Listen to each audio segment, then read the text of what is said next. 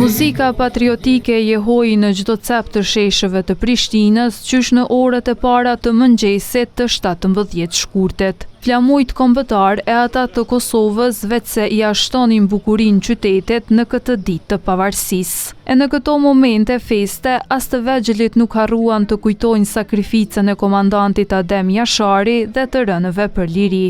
Betejë e 5 gjorë dhe 7 marsit ku ju vrojë gjithë familja dhe mbjetoj vetëm një vojzë.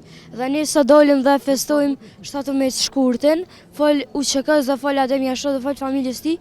Ndërkaq nxënësit të shkollës Dardania përmes një ekspozite kujtuan 1432 fëmijët e vrarë gjatë luftës. Ne këtë ide kemi pasur të lindur që pavarësinë të mos e festojmë vetëm si një datë, por dhe mi kujtu të gjithë ata fëmijë që humbën jetën aq të ri dhe aq të vegjël, dhe besoj që është përgjegjësia jonë si rinit ashtu që mund të realizojmë atë tona që asnjëherë mos të harrojmë sepse rinia është kaq e shtrenjtë. Për të kremtuar 18 vjetorin e pavarësisë, erdhën edhe nga diaspora. Unë jam nga Kosova lindore, Gjergjes nga Bujanovci.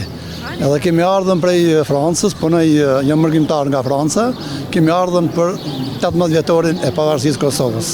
E shumë të tjerë zgjodhen që të festojnë të veshur me uniformën e ushtrisë e cila solli lirinë.